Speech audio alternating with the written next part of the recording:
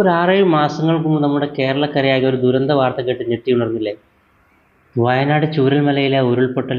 ആ ഉരുൾപൊട്ടലിൽ നമ്മളിൽ നിന്ന് വിട പറഞ്ഞു പോയ ഒരുപാട് മനുഷ്യരുടെ കബറിടമാണ് നാം ഈ താഴെ ആ ബൗണ്ടറിക്കകത്തായിട്ട് കാണുന്നത്.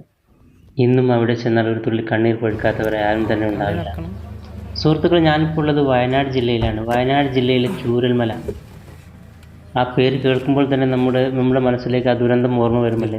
ചൂരൽമല അങ്ങാടിയിൽ നിന്ന് തന്നെ കാണുന്ന ദൃശ്യങ്ങളാണ് ഇത്.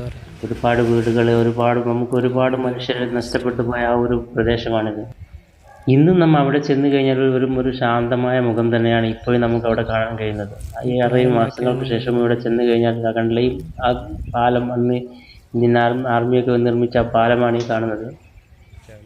ഇന്നും നമുക്ക് പുറത്തുനിന്ന് വരുന്നവർക്ക് ഇവിടെ വരെ പ്രവേശനമുള്ള, അങ്ങോട്ട് പോകാനുള്ള അനുമതിയില്ല. അവിടെ പ്രത്യേക പോലീസ് സെക്യൂരിറ്റിയും കാര്യങ്ങളെല്ലാം ഉണ്ട് ഇപ്പോഴും.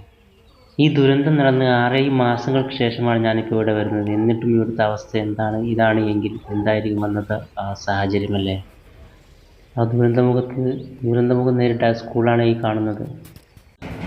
ഞങ്ങൾ അവിടെ ചെന്ന് കടയിൽ കയറി ഓരോ ഇളനീര് കഴിച്ചു. ശരിക്കും ഇളനീര് കഴിക്കാനുള്ള താല്പര്യം കൊണ്ടല്ല, അവിടുത്തെ ആ കടക്കാരൻ്റെ വാക്ക് കേട്ടാണ്. അദ്ദേഹം പറഞ്ഞത് എന്താണെന്ന് വെച്ച് കഴിഞ്ഞാൽ, ഓരോ ഇളനീര് കഴിക്കൂ, ഞങ്ങളെ സഹായിക്കൂ എന്നാണ് അദ്ദേഹം പറഞ്ഞത്. അത് കേട്ടപ്പോൾ ഞങ്ങൾ ഓരോ ഇളനീര് കഴിച്ചു. ആ കച്ചവടക്കാരൻ്റെ വാക്ക് കേട്ടപ്പോൾ ശരിക്കും കണ്ണ് നിറഞ്ഞു പോയി. അദ്ദേഹം പറയുകയാണ്, ഇപ്പോഴും ഇവിടെയും ആരും വരുന്നില്ല, അതുപോലെ ഞങ്ങൾ കറണ്ട് വരെ ഇല്ല, കറണ്ട് കട്ട് ചെയ്തിരിക്കുകയാണ്. ഇളനീര് കച്ചവടമുണ്ടോ എന്ന് ചോദിച്ചപ്പോൾ കച്ചവടം നടക്കുന്നില്ല, വളരെ കുറവാണ്. അപ്പോഴെങ്കിലും ആളുകൾ വരുന്നുള്ളതാണ്. പോലീസ് ട്രാഫിക് കൂടാണ് ഇവിടെ. അങ്ങോട്ട് പ്രവേശനമില്ല. അതുകൊണ്ട് തന്നെ വളരെ ദുരിതത്തിലാണ് ഇപ്പോഴും അവർ ജീവിക്കുന്നത്. മറ്റുള്ളവരെല്ലാം ഈ ദുരന്തം മറന്നു കഴിഞ്ഞെങ്കിലും ഇപ്പോഴും ഈ ദുരന്തം അനുഭവിച്ച ഇവിടുത്തെ ജനങ്ങൾ ഇപ്പോഴും വളരെ കഷ്ടപ്പെട്ട് തന്നെയാണ് ജീവിക്കുന്നത്.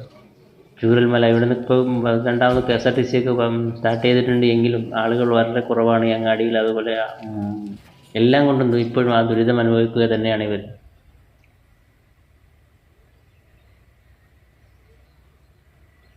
ഞാനവിടെ ചെല്ലുന്നത് 28/2/2025.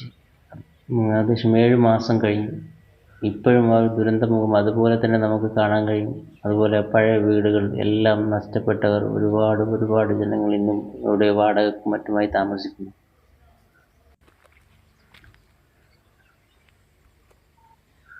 200-ലേറെ പേരെ ജീവനെടുത്ത ആ മഹാദുരന്തം നമുക്ക് ഒരിക്കലും മറക്കാൻ കഴിയാത്ത ഒന്ന് തന്നെയാണ്.